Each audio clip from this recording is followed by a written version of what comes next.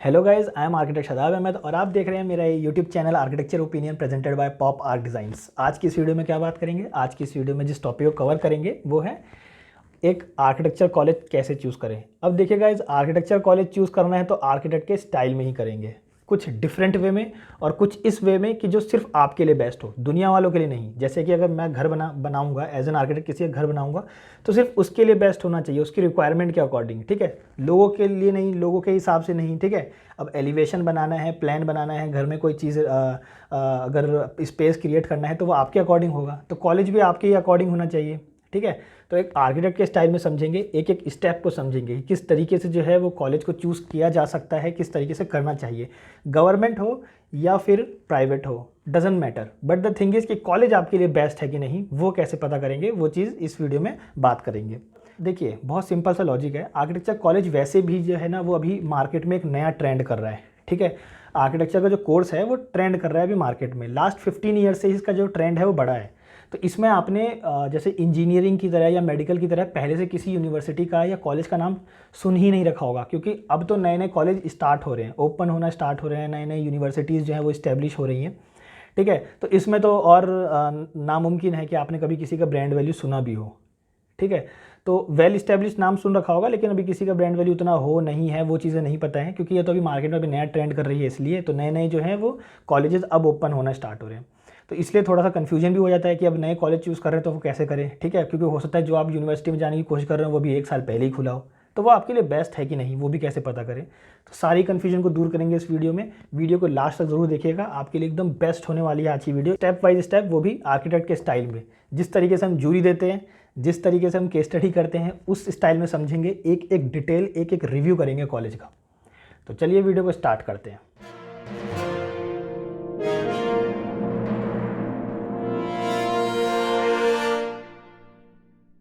अब देखिए गाइस, मैंने यहाँ पर जो है वो पूरा एक सिस्टम जो है वो पहले से बना रखा है, ठीक है, पूरा एक फॉर्मेट बना रखा है। बस आपको इस फॉर्मेट पर चलना है और ऑटोमेटिकली आपको जो है वो आपका कॉलेज लास्ट में मिल जाएगा कि आपके लिए कौन सा बेस्ट है।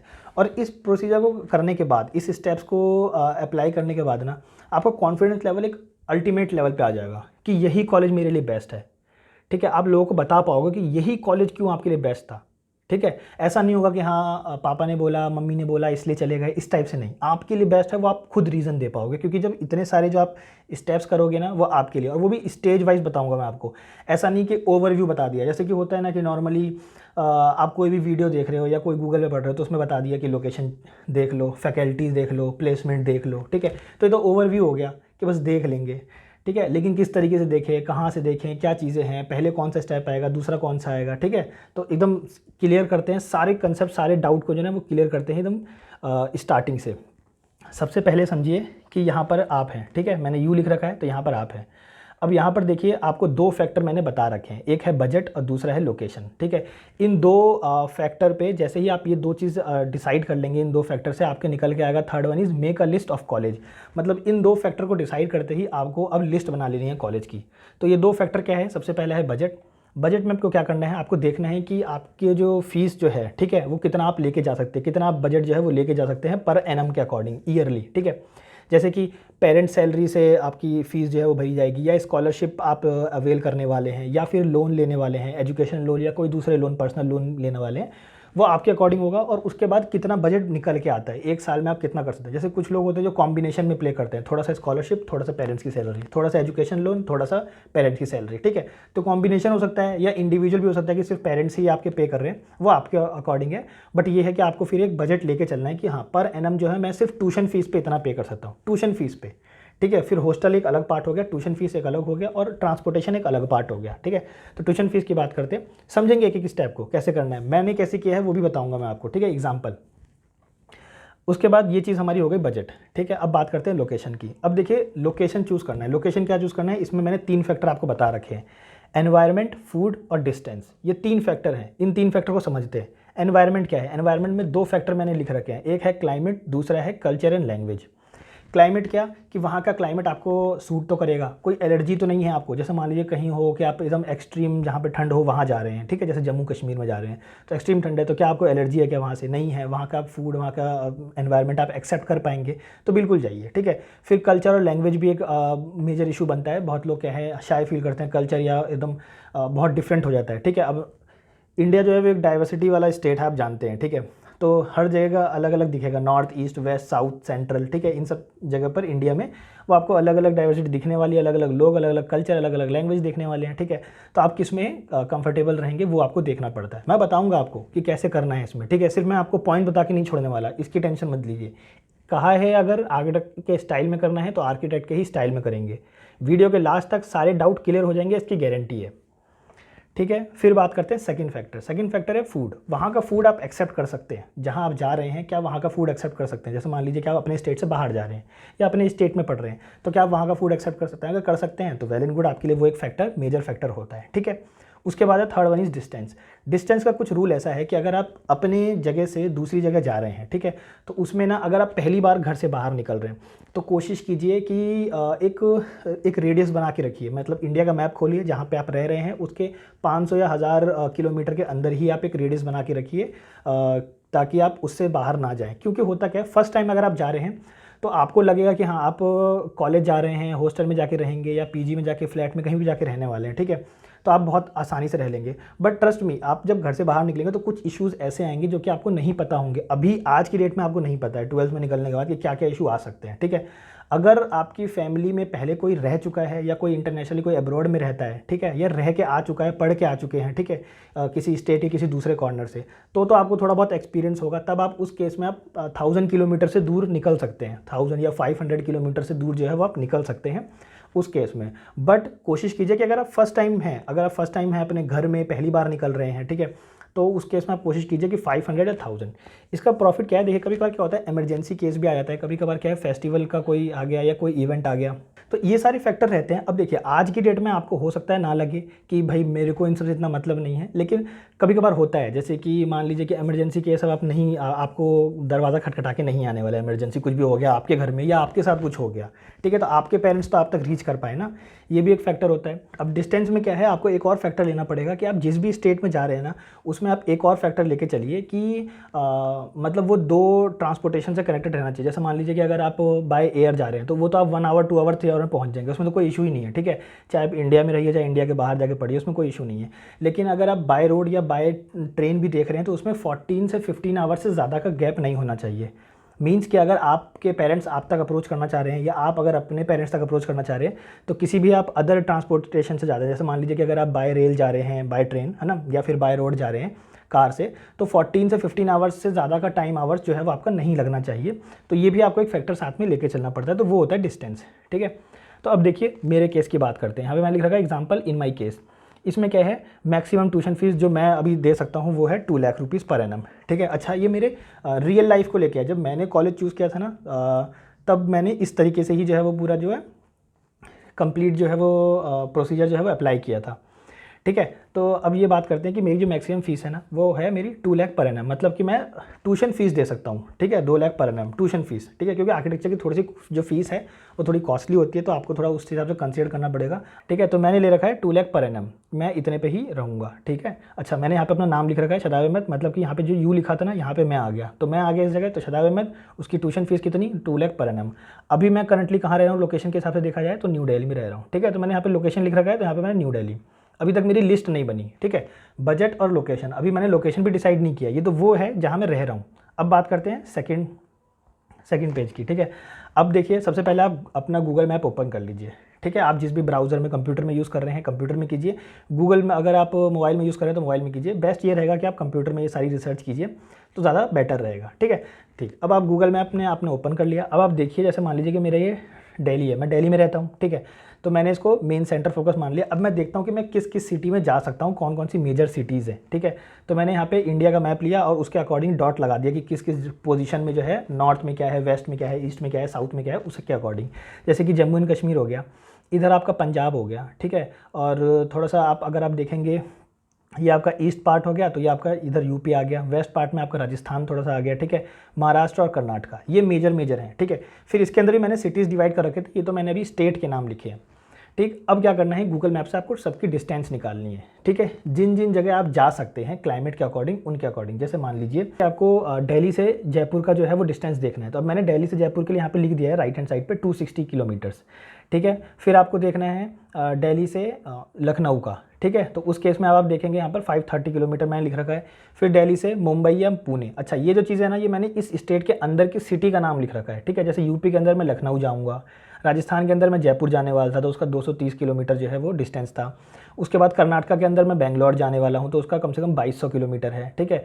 फिर दिल्ली से मुंबई या पुणे, ठीक है, इन दो में से मैं डिसाइड नहीं किया है, बट ये है कि हाँ ये दोनों मेजर सिटीज़ हैं जो मैं जानता हूँ, तो मैं 1400 दोनों का ही अप्रॉक्स सेम है, ठीक है। दिल्ली से 1400 ही है, चाहे आप मुंबई जाइए चाहे पुणे जाइए।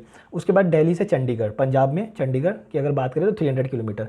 ये मैंने एक राइट हैंड साइड लिख लिया। लेफ्ट हैंड साइड में मैंने एक मैप बना लिया कि भाई मैं इस सेंटर में हूँ, मैं कहाँ कहाँ जा सकता हूँ, ठीक है। तो ये हमने कर लिया, इस तरीके से आपको भी करना है। उसके बाद बात करते हैं जो मैंने बजट लिखा था पहले, ठीक है। बजट में मैंने लिखा था 2 लाख पर एनम लिख लिया, ठीक है। अब लोकेशन की बात करते हैं। लोकेशन में मैंने आपको 3 फैक्टर बताए थे। पहला फैक्टर था एनवायरनमेंट, दूसरा था फूड, तीसरा था आपका डिस्टेंस, ठीक है। तो पहले फैक्टर की बात करते हैं एनवायरनमेंट। एनवायरनमेंट में देखिए 2 फैक्टर मैंने आपको बताए थे, क्लाइमेट और कल्चर या लैंग्वेज, ठीक है। अब इन स्टेट्स को, इन सिटीज़ को फिल्टर करते हैं।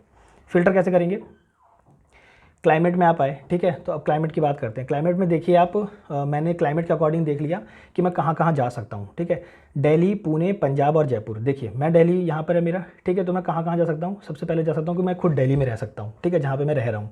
उसके बाद कहाँ, उसके बाद मैं पुणे जा सकता हूँ। पुणे कहाँ, महाराष्ट्र में पुणे में, ठीक है। मुंबई नहीं, क्यों, बस नाम से नहीं, ऐसा ही नहीं, ठीक है। ऐसा कोई मेन लॉजिक नहीं था इसके पीछे, बस ये है कि हम पुणे जाऊँगा, अगर मुंबई या पुणे में डिसाइड करना पड़े तो पुणे जाऊँगा, ठीक है। तो पुणे, फिर है पंजाब, तो पंजाब में जा सकते हैं। पंजाब में कहाँ जा सकते हैं, चंडीगढ़ जा सकते हैं, ठीक है। उसके बाद दिल्ली से एक जा सकते हैं हम राजस्थान। राजस्थान में कहाँ, जयपुर जा सकते हैं, ठीक है। तो क्लाइमेट का अकॉर्डिंग, क्योंकि ये क्या है, लगभग क्लाइमेट जो है यहाँ का सेम है, दिल्ली से मिलता जुलता है, ठीक है। अब दिल्ली में क्या है, वैसे ही हर चीज़ एक्सट्रीम है, पॉल्यूशन भी एक्सट्रीम है, तो मैं तो कहीं भी जाऊँगा तो वो मेरे लिए प्रॉफिटेबल ही रहेगा, ठीक है। तो इसलिए उसके अकॉर्डिंग ही मिलता जुलता जो है मैंने लिया क्लाइमेट को लेके। तो क्लाइमेट के अकॉर्डिंग मैंने ये फैक्टर डिसाइड कर लिया कि इसमें से मैंने क्या एलिमिनेट कर दिया, वो भी बात करेंगे, ठीक है। तो ये मैंने ले लिया दिल्ली, पुणे, पंजाब और जयपुर। जम्मू कश्मीर हटा दिया क्योंकि वो एक्सट्रीम क्लाइमेट में चला जाता है, सिर्फ ठंडी रहती है वहाँ पर, तो वो मैंने हटा दिया। अब बात करते हैं कल्चर या लैंग्वेज की, ठीक है। अब देखिए दिल्ली का अगर कल्चर और लैंग्वेज दोनों ही बात करेंगे तो मेरे लिए सूटेबल होने वाला है, तो मैंने इसको कैरी ऑन कर रखा है इसमें जब मैंने फ़िल्टर किया तब, ठीक है। उसके बाद पुणे की बात करेंगे तो पुणे भी ठीक है, सेम ही है, वहाँ पर भी इंग्लिश और हिंदी मेनली जो है वो यूज़ होता है, तो मेरे को कोई इशू नहीं पड़ने वाला है। उसके बाद पंजाब की बात करेंगे तो पंजाब को मैंने हटा दिया, क्यों, किसके रीज़न की वजह से, लैंग्वेज की वजह से। लैंग्वेज की वजह से क्यों, वहाँ पे क्या है, पंजाबी में लिखा रहता है। अगर आप कोई भी मतलब सैलून या जूस सेंटर या कहीं पे भी किसी भी शॉप पे देखेंगे तो वहाँ पर आपको पंजाबी में पहले दिखेगा, बाद में हो सकता है कि उन्होंने हिंदी में या कहीं इंग्लिश में लिख रखा हो, ठीक है। तो वहाँ पर एक लैंग्वेज बैरियर आ जाता मेरे लिए, मेरे अकॉर्डिंग है, ठीक है। आपके अकॉर्डिंग हो सकता है कि नहीं हो, आप जा सकते हो, तो मेरे अकॉर्डिंग था कि मैं उसको फैक्टर लेके चल रहा था कि लैंग्वेज बैरियर मेरा बनने वाला है एक तरीके से, ठीक है। बोलने में नहीं बनता, बट एक होता है ना कि शॉप पे जो बोर्ड लिखे हुए हैं वो थोड़ा सा इशू पड़ता। उसके बाद आता है लास्ट जयपुर। तो जयपुर को भी मैंने कैरी फॉरवर्ड कर रखा है क्योंकि जयपुर में भी हिंदी मोस्टली यूज़ होता है। अगर बोर्ड पर आप देखेंगे तो हिंदी लिखा रहेगा, लाइक जैसे कि भोजनालय लिखा हुआ है, तो ये सब चीज़ें लिखी रहती हैं, तो उसके अकॉर्डिंग मेरे को वहाँ पे भी कोई इशू नहीं होने वाला है, ठीक है। तो ये सारी चीज़ों में मैंने क्या फ़िल्टर किया, मैंने पंजाब को हटा दिया। पंजाब क्लाइमेट के अकॉर्डिंग मेरे लिए सही था, ठीक है, लेकिन लैंग्वेज के हिसाब से, कल्चर के हिसाब से भी सही है, लेकिन लैंग्वेज के हिसाब से मैं थोड़ा सा पीछे हट गया कि भाई यहाँ पे हट जाते हैं। तो अब मेरे पास कौन से स्टेट आ गए, अब मेरे पास 3 सिटीज़ आ गई, दिल्ली आ गया, न्यू दिल्ली, पुणे और जयपुर, ये 3 चीज़ मेरे पास आ गई, ठीक है। अब बात करते हैं फूड के अकॉर्डिंग। देखिए फूड की अगर बात करेंगे तो दिल्ली, पुणे और जयपुर, यहाँ पे मैं फ़िल्टर करता हूँ, ठीक है। दिल्ली, पुणे और जयपुर मैंने तीनों लिख लिए हैं, क्योंकि ये मैं जो पंजाब है वो मैं एलिमिनेट कर चुका हूँ पहले ही, ठीक है। अब डिस्टेंस के अकॉर्डिंग बात करते हैं। अब डिस्टेंस जो दिल्ली से दिल्ली ही जाना है तो 0 किलोमीटर ही है, क्योंकि मैं उसी स्टेट में रहता हूँ, उसी सिटी में रहता हूँ, तो मेरे को ज़्यादा इशू नहीं है, ठीक है। ट्रांसपोर्टेशन चार्ज ही पड़ेगा, ज़्यादा नहीं पड़ेगा, ठीक है। उसके बाद पुणे की बात करते हैं तो पुणे जो है वो जो हमने यहाँ पे लिख रखा था 1400 किलोमीटर है, ठीक है। तो ठीक है, ये पुणे का जो डिस्टेंस हो गया दिल्ली से 1400 किलोमीटर हो गया, और जयपुर का जो है वो 260 किलोमीटर हो गया, ठीक। तो ये हमने फैक्टर के अकॉर्डिंग बात कर ली, बजट और लोकेशन। अभी तक हमने लिस्ट नहीं बनाई है कॉलेज की, अभी हम बजट और लोकेशन की बात कर रहे हैं। अब बात करते हैं, देखिए जो मैंने आपको पहले जो लिस्ट बनाई थी कि शदाब अहमद है, बजट कितना जा रहा है मेरा, 2 लाख जा रहा है। लोकेशन क्या है, अब मेरी जो निकल के आ गई लोकेशन 3 फैक्टर पे, ठीक है, वो है दिल्ली, पुणे और जयपुर। अब इन तीनों में को डिसाइड करना है, तो अब क्या करना है, 2 लाख को बजट लेके और लोकेशन को लेके अब मेरे को लिस्ट तैयार करनी है, मेक ए कॉलेज लिस्ट जो हमने बोला था, ठीक है, वो निकलने वाला था। तो वो निकल के आ चुका है, वो है मेरा फर्स्ट नंबर पे है शारदा यूनिवर्सिटी, जो कि दिल्ली एनसीआर में आती है। आता यूपी में है, ग्रेटर नोएडा में है, बट दिल्ली एनसीआर के अंदर ही है, ठीक है। तो मतलब कि ज़्यादा दूर नहीं पड़ने वाला है मुझे। तो शारदा यूनिवर्सिटी हो गई। उसके बाद second number is MET university. अच्छा, 2 बार मैंने एमईटी यूनिवर्सिटी लिख रखी है, थर्ड नंबर पे भी सेकंड नंबर पे भी। वो इसलिए क्योंकि एक दिल्ली में है MET university, Delhi means Noida में, और दूसरा जो है वो जयपुर में भी है एमईटी यूनिवर्सिटी, ठीक है। तो इसलिए मैंने 2 बार लिख रखा है। Fourth one is Purnima university, ठीक है, अभी मैं बताऊंगा कि मैंने कैसे चूज़ किया।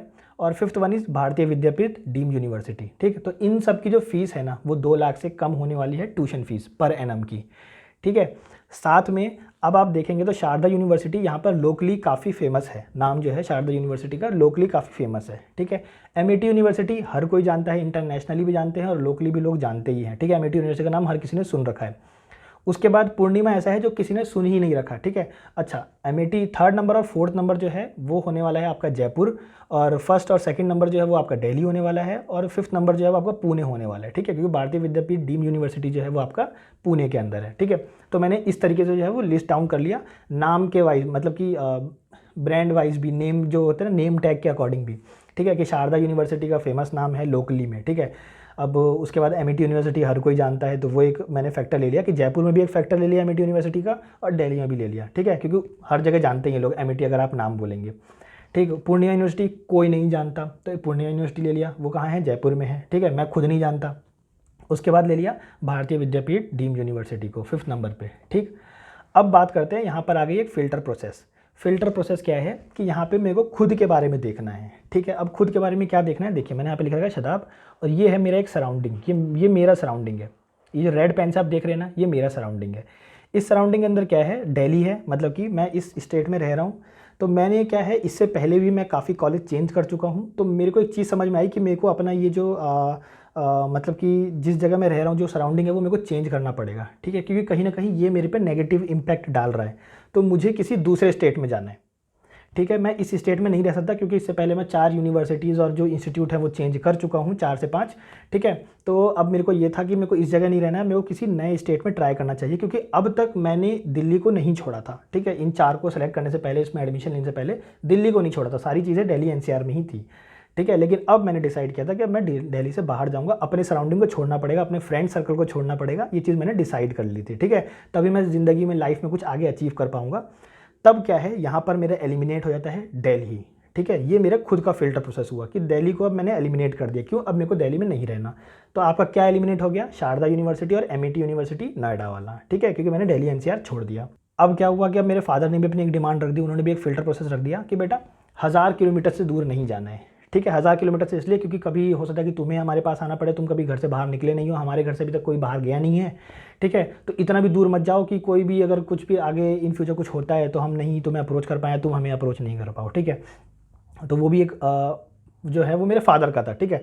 अब सबके फादर का हो ऐसा ज़रूरी नहीं है, सबके पेरेंट्स का जो हो वो इस तरीके की डिमांड हो ज़रूरी नहीं है, ठीक है। तो क्योंकि हो सकता है कि किसी कोई हो जो दिल्ली से हो, जो बेंगलोर जाना चाहता हो, तो जा सकता है। अब बेंगलोर तो और दूर था, 2200 किलोमीटर था, ठीक है, तो जा सकता है, कोई इशू नहीं है। सबके फादर की डिमांड नहीं होती, बट मेरे फादर ने अगर डिमांड रखी है तो ठीक है, क्योंकि अब तक वो भी तो मेरा साथ दे रहे ना, 4 यूनिवर्सिटीज़ मैंने जो चेंज की, ठीक है। तो अब यहाँ पर कंक्लूजन क्या निकला कि नो दिल्ली और नो पुणे, तो बचा क्या, सिर्फ जयपुर, ठीक है। अब हम जयपुर में आ चुके हैं। देखिए गाइज, अब तक आप सिर्फ इन 2 फैक्टर से आप जयपुर में आ चुके हो, ठीक है, मतलब कि मैं आ चुका हूँ जयपुर में। अब बात करते हैं उस स्टेट की, अब उसमें कौन सा बेस्ट कॉलेज होने वाला है। 2 कॉलेज हमने चूज़ कर रखे हैं, कौन सा, एक एमईटी और एक पूर्णिमा यूनिवर्सिटी, ठीक है। एमईटी और पूर्णिमा कैसे आया था, हमारा लोकेशन और प्लस बजट के अकॉर्डिंग जो है हमने ये दोनों को सेलेक्ट कर रखा कि हाँ भाई इतने में हमारा काम निकल जाएगा, इन कॉलेज में निकल जाएगा, ठीक है। तो ये फैक्टर हमने कंप्लीटली कर लिया, ये था हमारा पर्सनल सेल्फ असेसमेंट, ठीक है। अब करना है कॉलेज की बात। अब कॉलेज को देखना है, कॉलेज कैसा है, क्या करता है, कैसा चल रहा है, आगे होगा कि नहीं होगा, डिग्री मिलेगी कि नहीं मिलेगी, हम पढ़ पाएंगे कि नहीं पढ़ पाएंगे। अब कॉलेज की बात करेंगे, ठीक है। तो यहाँ से कॉलेज स्टार्ट होने वाला है हमारा। बेस्ट कॉलेज मैंने लिख रखा है, बेस्ट कॉलेज के कुछ फैक्टर्स हैं, उसकी बात करते हैं। सबसे पहला है एफिलिएशन, फर्स्ट पॉइंट है एफिलिएशन। आपको सबसे पहले चेक करना होगा एफिलिएशन। सब पे बात करेंगे एफिलिएशन में, क्या बात करेंगे क्या नहीं करेंगे, कौन से पॉइंट चेक करने, सारी बात करेंगे, ठीक है। वीडियो लंबी हो सकती है बट इसकी गारंटी मैं आपको दे रहा हूँ, ये एक आर्किटेक्ट के स्टाइल में है। जब आप इसको पूरा एक फॉर्मेट पे लेके चलेंगे ना, तो आप कभी भी आपका कॉन्फिडेंस लेवल लो नहीं होने वाला कि आपने गलत जो है कॉलेज जो है वो चूज़ कर रखा है, ठीक है। तो बस वीडियो को लास्ट तक ज़रूर देखिए, समझते रहिए। अगर आपको सीरियसली में कॉलेज अच्छा चूज़ करना है ना, तो आपके लिए ये वीडियो परफेक्ट है फिर तो, ठीक है। तो सबसे पहला हम एफिलिएशन चेक करेंगे। कैसे करेंगे सब बात करेंगे, लेकिन फैक्टर समझ लेते हैं। उसके बाद है इंफ्रा और इंट्रास्ट्रक्चर, ठीक है। इंफ्रा मतलब कि कैंपस के अंदर, और इंट्रा का मतलब हो गया कैंपस के बाहर, ठीक है। तो इंट्रा और इंफ्रास्ट्रक्चर जो है वो हम चेक करेंगे। उसके बाद थर्ड पॉइंट है हमारा सीनियर्स। सीनियर्स के बारे में समझेंगे कि क्या सीनियर्स को देखना है, क्या करना है क्या नहीं करना है, ठीक है। फोर्थ पॉइंट हो गया हॉस्टल और ट्रांसपोर्टेशन। जिसको जो हॉस्टल जा रहा है उनके लिए हॉस्टल, और जो डे स्कॉलर हैं जो ट्रांसपोर्टेशन से करने वाले हैं उनके लिए ट्रांसपोर्टेशन वाला पार्ट हो गया, ठीक है। ठीक। Fifth one is review. क्या रिव्यू करना है क्या नहीं करना है वो भी बात करेंगे कि रिव्यू क्या होता है, क्या क्या लिखा है मैंने, ठीक है। इस फैक्टर के अंदर रिव्यू का मतलब क्या है वो सारी बात करेंगे। Six one is events, club, collaboration, types, इन सब की बात करेंगे, ठीक है। और सेवन्थ हो गया विजिट कैंपस। मतलब ये सारे फैक्टर के बाद अब आप करोगे सेवन्थ नंबर पे कैंपस को विजिट, ठीक है। तो लास्ट में हम रखेंगे कैंपस को विजिट करने का ऑप्शन, ठीक है। उससे पहले हमें ये जितने भी मैंने रेड में लिखे हैं ना, ये रेड में इसलिए लिखे हैं क्योंकि आपको ऑनलाइन रिसर्च करना है, क्योंकि ऑनलाइन आपका सबसे बेस्ट टूल है आज की डेट में। इससे बेस्ट आपको कोई डिटेल देगा नहीं। और आप अगर एक आर्किटेक्ट बनने वाले हैं, इन फ्यूचर आर्किटेक्चर का आपको कोर्स करना है, तो आपको एक अच्छे से सर्च करना आना चाहिए, ठीक है। अच्छे से सर्च करना, अच्छे से डाटा निकालना, एक बेस्ट सोर्स निकालना वो आपको आना चाहिए, ऑथेंटिकेटेड सोर्स निकालना आपको आना चाहिए, ठीक है। तो सबसे पहले बात करते हैं एफिलिएशन की। एफिलिएशन में आपको क्या करना है, जो दो कॉलेज मैंने चूज़ किए हैं, एक तो पूर्णिमा यूनिवर्सिटी जयपुर के अंदर, और दूसरा मैंने चूज़ किया था आपका एमआईटी यूनिवर्सिटी, ठीक है। उनकी एफिलिएशन चेक करनी है, उनके वेबसाइट पर जाइए, ये देखिए कि वो कब इस्टेब्लिश्ड हुए हैं, ठीक है। कोई 2000, जैसे कि पूर्णिमा यूनिवर्सिटी है 2012 में हुआ है, ठीक है। जयपुर में जो वो है आपका एमआईटी है वो आप देख लीजिए कब इस्टेब्लिश हुआ है, ठीक। उसके बाद एफिलिएशन के बाद आ गया कि उनके पास यूजीसी का सर्टिफिकेट है कि नहीं, ठीक है। तो उनके में ना एक अलग से लिखा रहेगा कि हाँ वो इन चीज़ों से सर्टिफाइड है कि नहीं, क्योंकि अगर इनसे सर्टिफाइड नहीं होंगे ना, यूजीसी से, या आपका जो कोर्स जो पढ़ाता है सीओए से, काउंसिल ऑफ आर्किटेक्चर से, ठीक है, या यूजीसी हो गया आपका यूनियन ग्रांट कमीशन से, तो अगर इनसे एफिलेटेड नहीं है तो उस केस में आपको उस कॉलेज को एलिमिनेट करना पड़ेगा, हटाना पड़ेगा। क्यों? क्योंकि वो आपको डिग्री नहीं प्रोवाइड कर सकती, वो ब्लैक लिस्ट होगी, ठीक है। तो ये आपको देखना पड़ेगा कि अगर वो चीज़ वैसी नहीं है तो इसका मतलब वो ब्लैक लिस्टेड है। तो आपको देखना पड़ेगा कि रीसेंट ईयर में वो अभी अप्लाई उन्होंने कर रखा है और वो करंटली जो है वो इनसे एफिलेटेड है कि नहीं, क्योंकि हो सकता है कि उनको बहुत पहले मिला हो, 5 साल 4 साल 3 साल 2 साल पहले मिला हो यूजीसी से सर्टिफिकेट, लेकिन आज की डेट में यूजीसी वालों ने उनको ब्लैक लिस्ट कर दिया हो, ठीक है। तो आपको देखना पड़ेगा कि इनके ये अभी रिन्यू डॉक्यूमेंट्स हैं कि नहीं हैं, यूजीसी के, सीओए के, ये इनकी वेबसाइट पे आपको मिल जाएगा एफिलिएशन पे, ठीक है। अगर आपको फिर भी कुछ इशू हो रहा है, कुछ दिक्कत हो रही है, तो आप कॉलेज में भी कॉल करके पूछ सकते हैं, उस पर बात करेंगे, कोई इशू नहीं है उसमें भी, ठीक है। कि वो भी एक प्रोसीजर है, कॉल करने वाला भी एक प्रोसीजर है, वो आगे बात करेंगे। ये अभी आप ऑनलाइन कर रहे हैं, अभी आपको कोई फ़ोन नहीं उठाना, कुछ नहीं करना, सिर्फ आपको ऑनलाइन सर्च करना है, ठीक है। एफिलिएशन पहला पॉइंट हो गया। सेकंड हो गया आपका इंफ्रा और इंफ्रास्ट्रक्चर। इसमें आपको क्या क्या चीज़ें देखनी है, इसमें आपको देखनी है उनकी वेबसाइट पर, अबाउट अस में होगा, गैलरी में होगा, इन सब में जाके चेकआउट करना है। फैसिलिटीज़, क्या क्या कॉलेज का इंफ्रास्ट्रक्चर में फैसिलिटीज़ उन्होंने प्रोवाइड कर रखी है, स्टूडियोज़ कैसे हैं उनके, क्लासरूम, स्टूडियोज़, ये सारी चीज़ें कैसी हैं, ठीक है। कैंटीन कैसा है उनका, ठीक है। कैंटीन में अगर हो सके तो टेबल कैसा है, कैंटीन का इंफ्रास्ट्रक्चर कैसा है, वो चीज़ें चेक कीजिए। कैंटीन एक मेजर पार्ट होता है, कैंटीन को कभी भी इग्नोर मत कीजिएगा, ठीक है। क्योंकि कैंटीन कहते हैं ना कि इंसान का जो है वो पेट से ही निकलता है खुशियों का रास्ता, वो वाली चीज़ है, ठीक है। तो कैंटीन भी एक मेजर पार्ट होता है, कभी अवॉइड मत कीजिए कैंटीन को कि हाँ कैंटीन हमें उतना इफेक्ट नहीं करने वाला, ठीक है। हो सकता है सिर्फ आप कॉफ़ी पिए, लेकिन जब आप बैठे ना तो आपको रिलैक्स लगना चाहिए उस कैंटीन में, ठीक है। कि हाँ आप अब थोड़ा कॉलेज से रिलैक्स होकर पीस ऑफ माइंड लेके बैठे हैं कि हाँ मुझे शांति से बैठना है, ठीक है। लोग स्टारबक्स में जाके ऐसे ही सिर्फ कॉफ़ी का 1000 रुपीज़ नहीं देते हैं, एम्बियंस का भी देते हैं, एम्बियंस भी मैटर करता है ना, इसलिए तो कैंटीन भी एक मेजर पॉइंट होता है, तो कैंटीन को भी ज़रूर से देखिए। उसके बाद आता है स्टेशनरी, मतलब कि वहाँ पे स्टेशनरी है कि नहीं है, ठीक है। क्योंकि आर्किटेक्चर के स्टूडेंट के लिए जो है सबसे बेस्ट जो है वो स्टेशनरी होगा, क्योंकि first year, second year, third year में तो लगा रहता है, बाकी फोर्थ ईयर, फिफ्थ ईयर में भी आपको प्रिंट आउट्स करवाने पड़ते हैं, ठीक है। तो स्टेशनरी भी एक मेजर पार्ट होता है, स्टेशनरी है कि नहीं है। अच्छा, इंफ्रास्ट्रक्चर में मतलब कॉलेज के अंदर नहीं है तो क्या कॉलेज के बाहर है, मतलब इंफ्रास्ट्रक्चर में है, ठीक है। कॉलेज के बाहर तो होना चाहिए अगर इंफ्रास्ट्रक्चर में नहीं है तो वो भी चीज़ देखिए कि ठीक है अंदर नहीं है लेकिन बाहर है, वॉकिंग डिस्टेंस पर है आपका स्टेशनरी कि नहीं है। अगर है तो वेल एंड गुड, कोई इशू नहीं है, ठीक है। उसके बाद बात करेंगे अदर कोर्सेज, कौन कौन से कोर्सेज बाकी और चीज़ें पढ़ाती हैं आपके कॉलेज जो है, आपकी यूनिवर्सिटी जो है, और कौन से कोर्स पढ़ाती है, ठीक है। क्योंकि जितने टाइप के कोर्स पढ़ाएगी ना तो उतना आप समझिए कि उतना बेटर होगा, क्योंकि उतना एक्सपोजर उस कॉलेज को भी पहले से होगा, ठीक है, तो वो भी एक मेजर जो है वो पॉइंट होता है कंसिडर करने वाला। उसके बाद आप सराउंडिंग्स देखिए, उनके सराउंडिंग्स में लाइक जैसे कि मान लीजिए कि एटीएम है कि नहीं है, ठीक है। सराउंडिंग तो एक तरीके से इंफ्रास्ट्रक्चर में आ गया कि उस कैंपस के अराउंड में क्या क्या चीज़ें हैं, दूसरे कैंपस हैं कि नहीं है, ठीक है। साथ ही साथ आप कह लीजिए कि एटीएम है कि नहीं है, बैंक है कि नहीं है, ठीक है। ये सारी चीज़ें अदर कैफ़े हैं, ये सारी चीज़ें होती हैं, वो चीज़ें हैं कि नहीं है। अच्छा है तो कितनी दूर है वो भी एक देख लीजिए, ज़रूरी नहीं है वॉकिंग डिस्टेंस पर हो, बट कितनी दूर है, 5 किलोमीटर के अंदर अंदर क्या क्या चीज़ें मिल रही हैं। जनरली जो बड़ी बड़ी यूनिवर्सिटीज़ होती है, जो नई यूनिवर्सिटी होती है, वो थोड़ा सा स्टेट से मतलब सिटी से बाहर होती है। सिटी की प्लानिंग जो होती है ना, वो कुछ इस तरीके से की जाती है कि जो एजुकेशन वाला पार्ट है ना, थोड़ा बाहर रखा जाता है शांति में, ठीक है। उनको थोड़ी बाहर की ज़मीन दी जाती है, और अंदर जो मेन सिटी होती है ना, उसमें कभी भी आपको रेजिडेंशियल पार्ट और कमर्शियल पार्ट ही दिखेगा, ठीक है। हाँ, बहुत सारे पुराने जो यूनिवर्सिटीज़ होती है, जो बहुत पहले इस्टेब्लिश हुई थी, तो वो आपको सिटी के कोर में दिख सकती है, अंदर दिख सकती है, ठीक है। इसलिए तो उनको वेल इस्टेब्लिश बोला गया है, क्योंकि वो बहुत पहले से हैं उस जगह पर। प्लानिंग के अकॉर्डिंग अगर देखा जाए तो उनको बाहर होना चाहिए, क्योंकि क्या है, वो एक मेजर रोड को ना डिस्टर्ब करते हैं। स्टूडेंट्स आएंगे तो मेजर रोड डिस्टर्ब होती है अगर वो सिटी के अंदर कोई यूनिवर्सिटी है तो, ठीक है। तो इसलिए यूनिवर्सिटी को सिटी के बाहर रखा जाता है, ये भी एक फैक्टर होता है। उसके बाद सेमिनार हॉल देखिए, ये सारी चीज़ें आपको ऑनलाइन सर्च करनी है, उनके वेबसाइट पर ही आपको मिल जाएगी। सेमिनार हॉल कैसा है, क्या फैसिलिटी है सेमिनार हॉल की, ठीक है। उसके बाद मॉडल और मटेरियल रूम की अगर फोटोज़ प्रोवाइड कर रखी हैं तो वो देख लीजिए, कोई इशू नहीं है। आर्किटेक्चर डिपार्टमेंट का कोई फोटो है वो देख लीजिए, ठीक है। आपको बस सेटिस्फाई होना है ऑनलाइन में देख के। उसके बाद बात करते हैं फोर्थ पॉइंट की। फोर्थ पॉइंट है आपका हॉस्टल एंड ट्रांसपोर्टेशन। देखिए, जो लोग हॉस्टल में जाने वाले हैं, ठीक है, और जो लोग ट्रांसपोर्टेशन के लिए जाने वाले हैं, उन दोनों के लिए अलग अलग पॉइंट कंसिडर्ड होंगे, ठीक है। हॉस्टल वालों के लिए क्या है, हॉस्टल वालों के लिए है, सबसे पहले उनको फ़ीस देखनी है, उनकी फ़ीस उनके बजट के अंदर आ रही है कि नहीं आ रही है, ठीक है।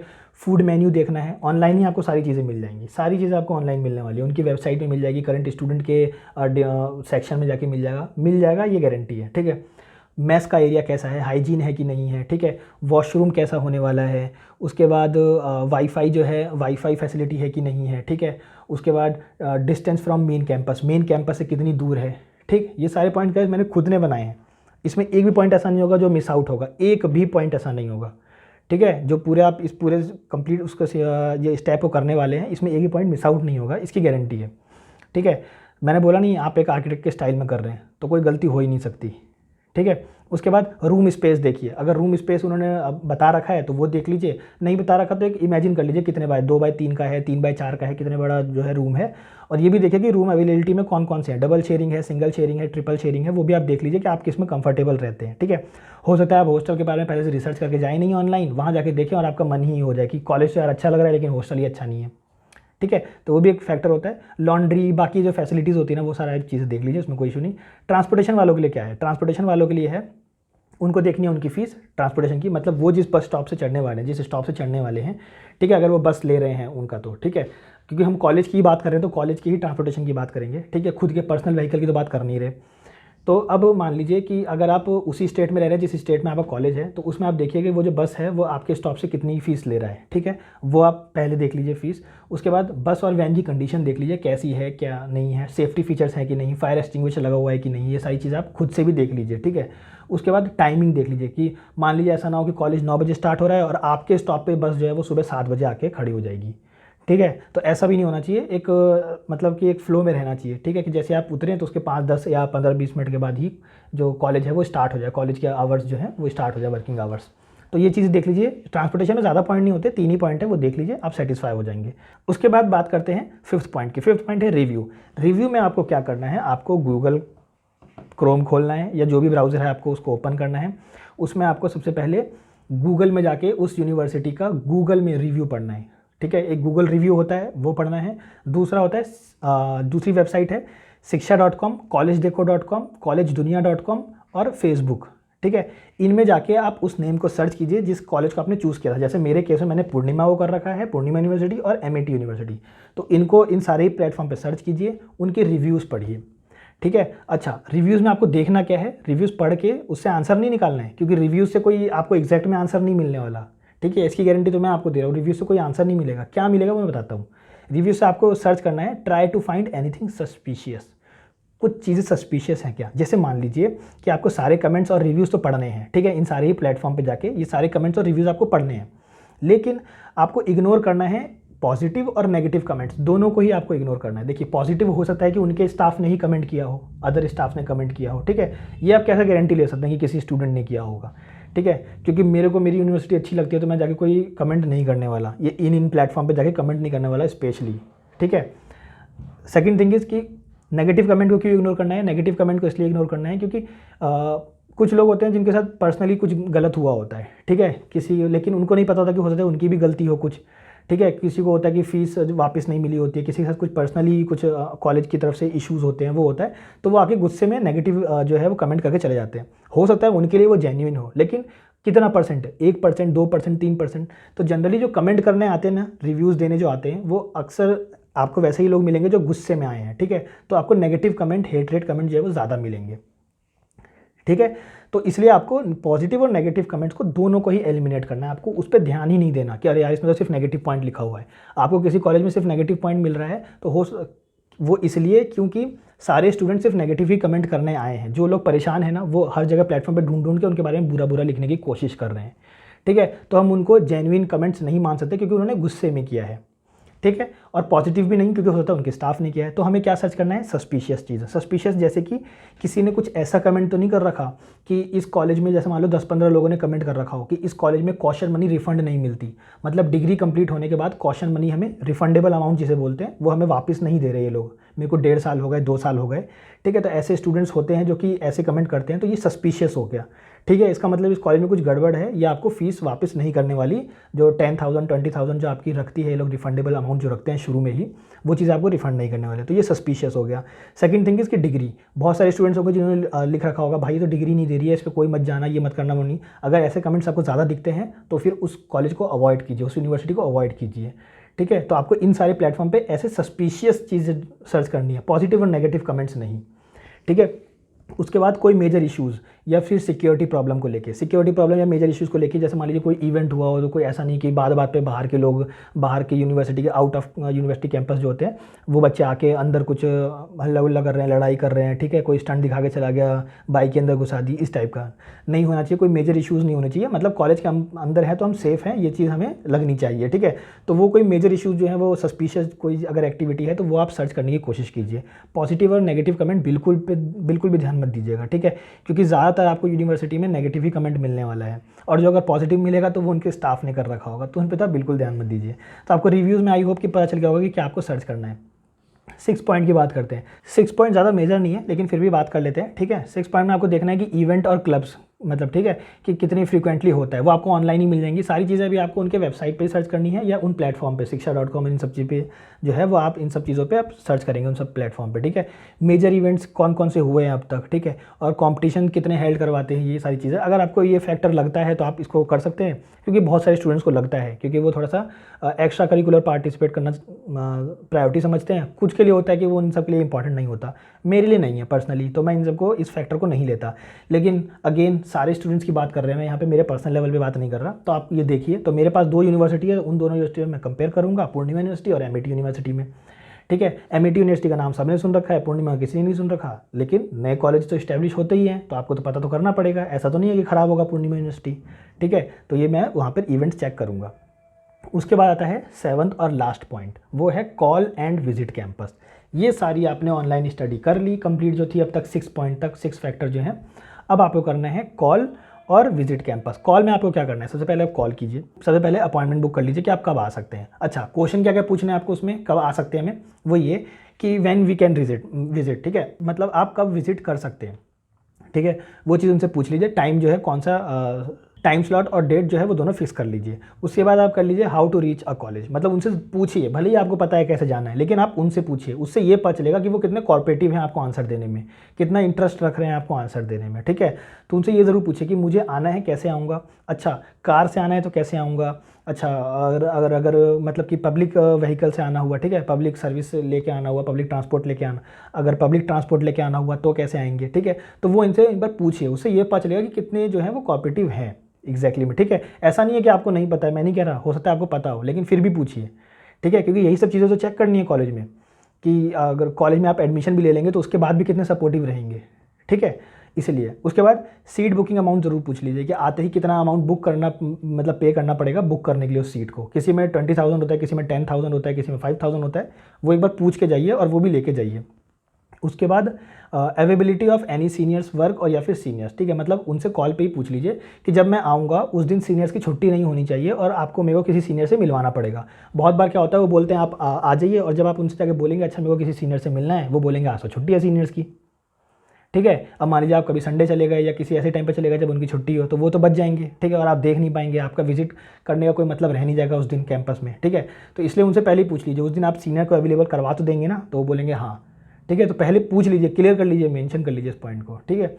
अच्छा, ये हो गया कॉल पे, मतलब ये सारी चीज़ें जो हैं वो आपको कॉल पे पता करनी है। अब आप जाएंगे कैंपस में विजिट करने के लिए। अब विजिट में आपको क्या क्या चीज़ें देखनी है, सबसे पहले जाते ही आपको उनसे बोलना है भाई फीस स्ट्रक्चर का ब्रेकआउट पॉइंट दे दो। ब्रेकआउट पॉइंट में आपको ये चीज़ मैंडेटरी है, इन पॉइंट्स को ज़रूर से पूछ लीजिएगा। एग्ज़ाम फीस एक्स्ट्रा लगेंगी क्या, उस फीस के अलावा जो वो फीस आपको बता रहे हैं उसमें एग्ज़ाम फीस अलग होगी क्या, ठीक है, क्योंकि एग्ज़ाम फीस कभी किसी किसी केस में बहुत ज़्यादा भी चली जाती है, ठीक है। तो पहले ही पूछ लीजिए कि इंक्लूडेड है कि एक्सक्लूडेड है, अगर एक्सक्लूडेड है तो कितना, क्योंकि हो सकता है आपके बजट पे वो इम्पैक्ट करे, ठीक है, क्योंकि बहुत ज़्यादा किसी कॉलेज में होते हैं और आर्किटेक्चर थोड़ा सा महंगा भी, कॉस्टली भी कोर्स है, तो इसलिए भी एग्ज़ाम फीस का एक थोड़ा सा पॉइंट जो है वो ध्यान में रखिए। दूसरा कि कोई ड्रेस कोड है, अगर ड्रेस कोड है तो उसकी कितने आप चार्जेस लेने वाले हो, ठीक है, वो भी पता कर लीजिए। वन टाइम ही होता है ऑल दो, लेकिन फिर भी पता कर लीजिए आपकी कैंपस में विजिट करने का फिर मतलब क्या होगा, ठीक है। उसके बाद स्टेशनरी फीस कितनी लगने वाली है, फर्स्ट ईयर में कितनी लगने वाली है, ये एक बार जो है आप ले लीजिए, मतलब रफली आइडिया ले लीजिए, क्योंकि रफली उनको पता होगा, ठीक है। तो वो आप एक आइडिया ले लीजिए। डेवलपमेंट फ़ीस कुछ है कि नहीं है, अगर डेवलपमेंट फ़ीस है तो कितनी है, क्योंकि ये चीज़ें क्या है वो फ़ीस से एक्सक्लूडेड होती हैं, ये फ़ीस के अंदर कभी भी इंक्लूड नहीं होती। तो ये आपको पता होगा नहीं और आप जाओगे और आप समझोगे मेरे 2 लाख का तो था बजट, लेकिन अब मान लीजिए कि मेरे ही कॉलेज में ये एग्ज़ाम फ़ीस जो है वो ऑलमोस्ट 5000 रुपीज़ था, ठीक है। ड्रेस की अलग एक फ़ीस देनी पड़ती है 2500 या 3000 रुपये। स्टेशनरी फ़ीस तो आप ऑलमोस्ट 10,000 या 15,000 तो मान ही लो स्टेशनरी फ़ीस, ठीक है। डेवलपमेंट फ़ीस भी एक अलग थी जो आपको पे करनी पड़ती है, ऑलमोस्ट 5000 6000। और ये अगर ज़्यादा बड़े कॉलेज में जाओगे तो आपको इवन 50,000 तक देखने को मिल सकता है डेवलपमेंट फ़ीस, ठीक है। और फिर पूछ लीजिए आप साथ ही साथ कि सेमिनार के लिए भी कोई एक्स्ट्रा कॉस्ट लेते हो क्या आप, या एक्स्ट्रा कोई फ़ीस है इसके अलावा भी कुछ अदर इंक्लूडेड है, वो पूछ लीजिए, क्योंकि ये ब्रेकआउट में ये चीज़ें एक्सक्लूडेड होती हैं, इन फीस स्ट्रक्चर में ये चीज़ें एक्सक्लूडेड होती हैं, तो ये कवर कर लीजिए, ठीक है। उसके बाद पेमेंट मोड ज़रूर पूछ लीजिए कि ऑनलाइन लेते हैं कि आप डीडी से लेते हैं, डिमांड ड्राफ्ट से लेते हैं, ठीक है। चेक तो अब बहुत कम ही लोग लेते हैं, तो इसलिए ऑनलाइन या डीडी। देखिए इसका भी एक वो होता है, ऐसा नहीं है कि ये हम सिर्फ उनके बेटरमेंट के लिए पूछ रहे हैं कि अरे इससे क्या मतलब पड़ेगा, इससे फ़र्क पड़ता है, पेमेंट मोड से फ़र्क पड़ता है। जब आप नॉर्मली आप रहेंगे, मतलब कि कहने का मतलब है कि आप अपने नॉर्मल रेगुलर आवर्स में चल रहे हैं, ठीक है, आप first year second year third year में आ गए, तो कभी कभार होता है, इशू होता है। मान लीजिए कि सिर्फ ऑनलाइन ही उनका मोड है और डीडी से वो लेते ही नहीं है, मान लीजिए कभी उनका सर्वर ही जो है वो डाउन हो जाए और आप लास्ट डे पेमेंट कर रहे हो, तो वो तो आप पे फ़ाइन चार्ज कर देंगे, ठीक है। क्यों कि आपने लास्ट टाइम क्यों किया, लास्ट डे क्यों कर रहे थे आप, एक दिन पहले कर लेते, हमारा लास्ट डे तो हुआ, या एकदम लास्ट घंटे में, मान लीजिए लास्ट डे के लास्ट आवर में आप पे कर रहे हो और तब आप सर्वर डाउन हो जाए, तो वो तो एक्सेप्ट भी नहीं करेंगे, वो कहेंगे नहीं नहीं हो नहीं सकता इस टाइम पर। आप कहोगे नहीं मैं रात को 11 बजे बैठा था करने के लिए, है ना, 12 बजे तक मैं करता रहा, सर्वर डाउन था, लेकिन वो मानेंगे नहीं। तो सिर्फ ऑनलाइन भी नहीं होना चाहिए, सिर्फ डीडी भी नहीं होना चाहिए कि एकदम फिजिकली दे रहे हैं, ठीक है। तो 2 मीडियम तो रहने चाहिए, ऑनलाइन और ऑफलाइन दोनों ही रहना चाहिए, वो भी एक कन्फर्म कर लीजिए, ठीक है। उसके बाद क्योंकि एक भी पॉइंट नहीं छोड़ना है, मैंने आपको बोला ना कि आर्किटेक्ट की रिसर्च है, एक भी पॉइंट आपको नहीं छोड़ना है, सारी चीज़ें आपको पता करनी है, एक एक चीज़ें पता करनी है। इसके बाद आपका कॉन्फिडेंस लेवल एकदम हाई होने वाला है, ठीक है। और ये लास्ट ही है, ये भी मतलब कि इसके बाद आपको कुछ करना ही नहीं है, आपने कैंपस विजिट कर लिया, बस अब डील डन हो जाएगी आपकी, ठीक है। उसके बाद स्कॉलरशिप का पता कर लीजिए। देखिए क्या है, स्कॉलरशिप आपको एक तो पहले से पता रहता है कि आपके मतलब मार्क्स पे स्कॉलरशिप मिलती है, ठीक है, वो एक अलग चीज़ होती है। एक होता है जो आपकी स्टेट देती है, एक होता है जो सेंट्रल देती है, और एक होता है जो आपकी यूनिवर्सिटी देती है, ठीक है। तो यूनिवर्सिटी तो आपके मार्क्स पर देती है, ठीक, तो वो तो आपको पता ही चल जाएगा, वो आपको बता ही देगी। लेकिन आप स्टेट वाला भी पूछ लीजिए और एक सेंट्रल वाला भी पूछ लीजिए कि मेरे पे कोई अप्लाई होगा क्या, क्योंकि क्या है कि एक बार जब आप कॉलेज में एंट्री कर जाएंगे उसके बाद आप पता करने की कोशिश करेंगे ना, तो आप पता नहीं कर पाएंगे, सिर्फ चक्कर लगाते रह जाएंगे इधर से उधर, कोई आपको इन्फॉर्मेशन नहीं देने वाला कि हाँ आपके लिए स्कॉलरशिप होने वाली है। तो कोशिश कीजिए कि जब आप विजिट कर रहे हैं ना तभी थोड़ी सी नॉलेज ले लीजिए, ज़्यादा बेटर रहेगा। कंप्लीट क्लियर नॉलेज नहीं मिलेगी वो मैं समझता हूँ, लेकिन थोड़ी सी नॉलेज तो ले ही लीजिए कि भाई हाँ मेरे लिए कौन कौन सा हो सकता है स्कॉलरशिप जो गवर्नमेंट प्रोवाइड कर रही है, ठीक है। उसके बाद बात करते हैं विजिट स्टूडियो, ठीक है। विजिट करना है आपको स्टूडियो, डिपार्टमेंट, सीनियर्स के स्टूडियो भी देख लीजिए। एक तो अपना स्टूडियो ज़रूर देख लीजिए कि जहाँ पे आप एडमिशन होने के बाद फर्स्ट क्लास में जाएंगे वो स्टूडियो कैसा है, और सीनियर्स का 5th ईयर का स्टूडियो कैसा है वो ज़रूर से देख लीजिए, ठीक है।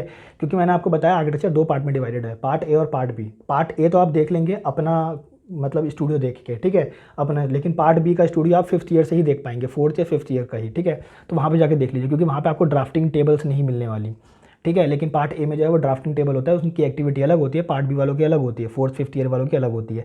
तो वो भी देख लीजिए, कहीं ऐसा ना हो कि पार्ट ए को अच्छा बना रखा हो दिखाने के लिए, ठीक है, लेकिन 5th ईयर एकदम आपको कबाड़े टाइप में क्लासरूम दिख रहा हो देखने में, ठीक है, तो वो भी जाके देख लीजिए 5th ईयर को भी।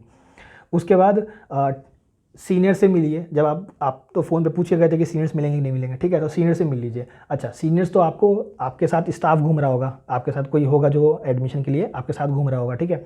तो वो जब आपको कैंपस विजिट करवाएगा तो उसके सामने तो सीनियर आपको अच्छा ही अच्छा बोलने वाला है, ठीक है। जैसे कि मेरे से भी कोई पूछेगा और आपके साथ कोई, आप किसी इंसान को लेके आए हैं जो कि नीचे से ही एडमिशन सेल से आपके साथ उठ के आया है, ठीक है, तो मैं तो अच्छा ही बोलने वाला हूँ, कॉलेज की तारीफ़ करने वाला हूँ अगर आप मेरे से पूछेंगे। लेकिन आप मेरे से क्या कीजिए, मतलब जैसे कि अगर मैं आपका सीनियर हूँ तो आप मेरे से क्या कीजिए, नंबर ले लीजिए या इंस्टाग्राम आईडी ले लीजिए, ठीक है।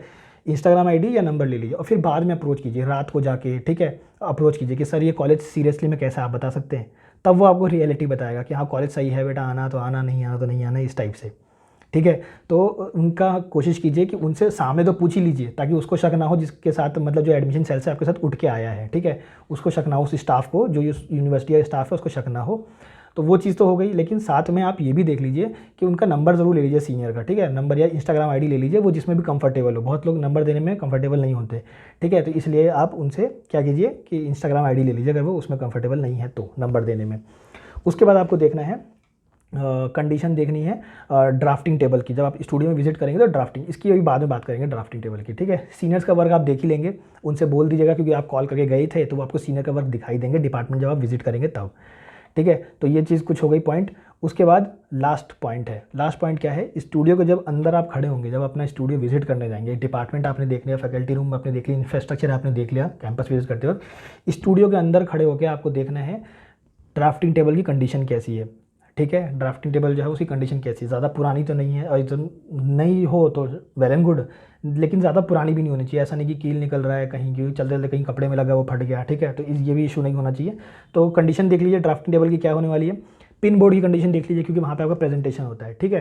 प्रेजेंटेशन जो है मेनली आर्किटेक्चर जो है डिपेंड होता है प्रैक्टिकल वर्क पे, तो इसलिए वो फैक्टर इंपॉर्टेंट होता है कि आप पिन बोर्ड के कंडीशन ज़रूर से देख लीजिए। उसके बाद आपको क्या देखना है, स्टूडियो के अंदर जब खड़े होंगे ना तो अपना मोबाइल निकालिए और मोबाइल के अंदर आप देखिए आपका नेटवर्क आना चाहिए सबसे पहला। दूसरा, इंटरनेट चलना चाहिए। नेटवर्क एक अलग चीज़ होती है, इंटरनेट एक अलग चीज़ होती है, ठीक है। इंटरनेट 4G पे चलना चाहिए और नेटवर्क जो है वो आना चाहिए। तो ये दो चीज़ आप ज़रूर से चेक कर लीजिए, यूट्यूब चला के चेक कर लीजिए एक बार, ठीक है। क्योंकि अगर इंटरनेट नहीं आ रहा है ना तो उसी टाइम पर ही आप उस कॉलेज को एलिमिनेट कर दीजिए कि भाई हमें नहीं रखना, ठीक है। क्योंकि क्या है, आर्किटेक्चर में बहुत ज़्यादा ज़रूरत पड़ती है ऑनलाइन मोड की, क्योंकि एक तरीके से हमारा फ्रेंड होने वाला है, जो हम लैपटॉप जो मोबाइल यूज़ करेंगे वो हमारा फ्रेंड होने वाला है। हमें बहुत सारी नॉलेज इससे लेनी होती है। तो अगर आपको जब बेसिक ही एमिनिटीज़ में नहीं आ रही है, अगर रेंज ही नहीं पहुँच रहा है वहाँ पर नेटवर्क का, तो कोई मतलब नहीं है। इन फ्यूचर आपको काफ़ी इशू होने वाला है, ठीक है। भले ही आपको कॉलेज बोल दे कि हम आपको वाईफाई प्रोवाइड करवा रहे हैं फ्री में, लेकिन फिर भी बहुत बार ऐसा होगा जब वाईफाई का सर्वर डाउन हो जाए और आपको कोई काम पड़ रहा हो, तब आप क्या करेंगे। तो इसलिए उसको उसी टाइम पे एलिमिनेट कर दीजिए अगर स्टूडियो के अंदर खड़े होने पे अगर आपको नेटवर्क नहीं आ रहा है तो, ठीक है। उसके बाद वहाँ पे खड़े होकर ही, स्टूडियो के अंदर ही खड़े होकर एक बार ओला और उबर की अवेलेबिलिटी भी देख लीजिए कि ओला उबर कितना है आपके आजू बाजू, कितने हैं, 3-4 आ रहे हैं कि नहीं आ रहे, 5-6 आ रहे हैं कि नहीं आ रहे, ठीक है। उससे ये पता रहेगा कि जब प्राइवेट कंपनी यहाँ तक पहुँच सकती है ना, इसका मतलब पब्लिक सर्विस भी पहुँच रही होगी, नहीं तो मतलब कि एक चलता फिरता रोड है, मतलब आपके कैंपस में लोग आते जाते रहते हैं, ठीक है। तो ये भी एक मेजर फैक्टर होता है कि आप इनको भी चेक कीजिए कि ओला और उबर की जो है वो अवेलेबिलिटी कितनी है। साथ में एक पॉइंट चेक कीजिए इंफ्रास्ट्रक्चर लेवल पे, जो आपका ये कैंपस है और ये मैंने रोड बना रखा है रेड से, ठीक है, जो लाइन दिख रही है वो रोड है और ये कैंपस है। कैंपस के बोथ साइड कनेक्टेड होने चाहिए सिटीज़, ठीक है। मतलब ऐसा नहीं हो कि कैंपस जो एकदम डेड एंड पे हो कि सिर्फ एक ही तरफ से आएगी और फिर उसके बाद उनको टर्न लेना पड़ेगा। जो आपकी जो रोड होगी, जो मेजर रोड होगी, वो ऐसा नहीं हो कि वो डेड एंड पे हो, ठीक है। कनेक्टिविटी दोनों तरफ बनी रहनी चाहिए, इस साइड भी, लेफ्ट हैंड साइड भी और राइट हैंड साइड भी आपके कैंपस से, ठीक है। बहुत सारे कैंपस ऐसे होते हैं एकदम कॉर्नर में होते हैं, उसके बाद कोई सिटी होती ही नहीं है, उसके बाद गाँव स्टार्ट हो जाता है, ऐसा भी नहीं होना चाहिए, ठीक है। तो हमेशा कोशिश कीजिए कि उस कैंपस को लीजिए तो दोनों तरफ से, भले ही आउटसाइड हो कैंपस, जो हो आउटसाइड हो, सिटी से आउटसाइड हो, कोई इशू नहीं है, बट द थिंग इज की कनेक्टिविटी दोनों तरफ से बढ़ी रहनी चाहिए, ठीक है। अब बात करते हैं, ये हो गया आपका कंप्लीट, आपके कैंपस विजिट भी कंप्लीट, पूरा फैक्टर कंप्लीट। अब आप इस कॉलेज को चूज़ कर सकते हैं, ठीक है। अब उन स्टूडेंट्स की बात करते हैं जो इस पर भी थोड़ा सा विचार जो हम रखना चाहेंगे, जैसे कि आपने फैकल्टी की बात तो की नहीं, ठीक है, क्योंकि आपने ऑनलाइन पढ़ा होगा कि फैकल्टी लिखा रहता है, ठीक है, कि फैकल्टी को भी जाके चेक करो। सेकंड थिंग इज़ कि प्लेसमेंट की बात, थर्ड वन इज़ टाइप्स की बात की, वो कॉलेज किस किस से टाइप करती है। फोर्थ वन इज़ कोलैबोरेशन की बात, कौन कौन से ब्रांड उनको अप्रोच करते हैं, ठीक है। और fifth one is NASA participation, मतलब कि उन कॉलेज के स्टूडेंट्स ने अब तक किसी नासा में पार्टिसिपेट किया भी है कि नहीं, एनुअल या जोनल किसी में भी पार्टिसिपेट किया है कि नहीं, ठीक है, या हेल्ड करवाया है कि नहीं, मतलब नासा वहाँ पे हुआ है कि नहीं, ठीक है। तो यहाँ पे मैंने लिख रखा है clearly, not mandatory, not required, exactly में रिक्वायर्ड नहीं है। देखिए जैसे फैकल्टी की बात हो गई, सबसे पहली बात, आप अभी 12th से निकल के आए हैं, आप में अभी इतनी कैपेबिलिटी नहीं है कि आप किसी फैकल्टी को जज कर पाएँ, उनकी पढ़ाई को जज कर पाएँ, ठीक है। तो ये नेट पे जितनी भी चीज़ें लिखी रहती है ना फैकल्टी को जज करना, तो मेरे को नहीं समझ में आता कि आप कैसे जज कर सकते हैं। मतलब आप अभी 12th में, आप मुझे जज कर सकते हैं क्या कि मेरे को कितनी नॉलेज है? नहीं कर सकते। मैं कर सकता हूँ फैकल्टी को, क्योंकि मैं आर्किटेक्चर पढ़ चुका हूँ, मुझे पता है अब फैकल्टी की बातों से पता चल जाएगा कि हाँ वो अब सही पढ़ा पाएगी कि नहीं पढ़ा पाएगी, वो सिर्फ बातों से सुन के पता चल जाएगा, ठीक है। लेकिन आप कैसे कर लेंगे 12th के बाद? तो फैकल्टी तो कहीं से आप चेक कर ही नहीं सकते। दूसरी चीज़ कि अगर आप ये देखेंगे कितने नंबर ऑफ़ फैकल्टीज़ हैं, तो बहुत सारी यूनिवर्सिटीज़ हैं जो कि आपको गलत नंबर ऑफ़ फैकल्टीज़ भी बताती हैं, तो वो भी इसलिए पूछने का कोई फ़ायदा नहीं है, ठीक है। क्योंकि हो सकता है कि पहले कोई फैकल्टी रही हो, लेकिन उन्होंने छोड़ भी दिया हो, लेकिन तो भी उनका नाम जो है आज भी यूनिवर्सिटी यूज़ कर रही होगी नंबर ऑफ़ काउंटिंग्स में, कि हमारे पास 25 जो है वो इन हैंड जो है आज की डेट में हमारे कैंपस में वो 25 फैकल्टी हैं, लेकिन होंगी कितनी एग्जैक्टली में 10 होंगी, बाकी 15 जो है वो बहुत पहले छोड़ के जा चुकी है, लेकिन नाम अब तक यूज़ कर रहे हैं, ठीक है। तो इसलिए फैकल्टी की तो कोई रिक्वायरमेंट नहीं है कि आप फैकल्टी के बारे में पता करें, उससे कोई मतलब बनता नहीं है। Second thing is placement. Architecture में प्लेसमेंट अभी ट्रेंडिंग पे इतना आया नहीं है, चल रहा है, अभी 5 ईयर से इसकी ट्रेंडिंग स्टार्ट हुई है, बट इतना नहीं आया है। तो आर्किटेक्चर में वैसे भी प्लेसमेंट लेने का कोई मतलब बनता नहीं है, ठीक है, कि प्लेसमेंट आपको लेना चाहिए कि नहीं लेना चाहिए, प्लेसमेंट फैक्टर बट इंक्लूड नहीं करना चाहिए, कि प्लेसमेंट के बेस पर आप किसी कॉलेज को जज मत कीजिए आर्किटेक्चर में, ठीक है। बाकी अदर फैक्टर में कर सकते हैं, IIT में, इन सब में कर सकते हैं, लेकिन आर्किटेक्चर में नहीं। टाइप्स और कोलैबोरेशन की बात भी नहीं कर सकते, ठीक है, क्योंकि अभी नए इस्टेब्लिश हुए हैं, कॉलेज भी नए इस्टेब्लिश हुए हैं, क्योंकि अभी 15 साल से ही ट्रेंड हुआ है आर्किटेक्चर भी, ठीक है। कोर्स जो है वो अभी ट्रेंड होना स्टार्ट हुआ है, लोग अब करना स्टार्ट कर रहे हैं, ठीक है। तो इसलिए कॉलेज भी नए खुल रहे हैं, तो अभी उनके टाइप्स और कोलैबोरेशन हुए हैं कि नहीं हुए वो फिक्स ज़रूरी नहीं है कि हो, ठीक है। तो उसको भी आप मैंडेटरी मत मानिए, उसकी कोई इतनी ज़रूरत नहीं है।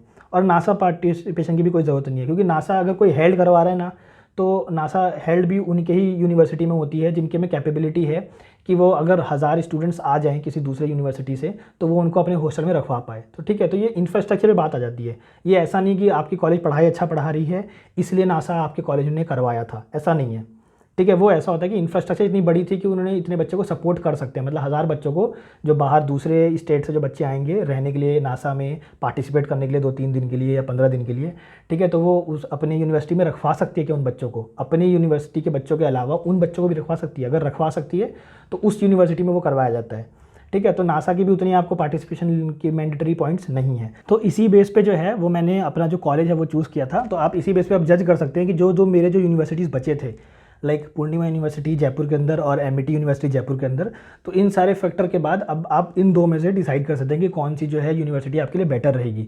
अब एक यूनिवर्सिटी थी जिसका बिल्कुल भी नाम नहीं सुन रखा, और एक यूनिवर्सिटी है जिसका नाम आपने सुन रखा है प्राइवेट कॉलेज के अंदर, ठीक है, दोनों ही प्राइवेट है, तो दोनों का आपने नाम मतलब एक का नहीं सुना है, एक का सुन रखा है। तो अब आप इन फैक्टर से डिसाइड कर सकते हैं, नाम के अकॉर्डिंग नहीं, क्योंकि नाम के अकॉर्डिंग अगर आप जाएंगे तो फिर वो ट्रेडिशनल वे हो गया, जो कि मैंने आपको शुरू में एग्जांपल दिया था, ठीक है। तो आई होप कि आपको काफ़ी ज़्यादा क्लियर हुए होंगे वो सारे पॉइंट्स कि किस तरीके से एग्जैक्टली मैं आपके लिए, सिर्फ आपके लिए वो कॉलेज बेस्ट है कि नहीं है, वो कैसे पता चलेगा। तो आई होप कि आपको ये वीडियो काफ़ी ज़्यादा सेटिस्फाइंग लगी होगी और आपको समझ में आएगा एग्जैक्टली मैं कॉलेज कैसे चुनते हैं। एंड गाइज, अगर आपको ये वीडियो अच्छी लगे तो प्लीज़ गाइज इस वीडियो को थम्स अप ज़रूर कीजिए।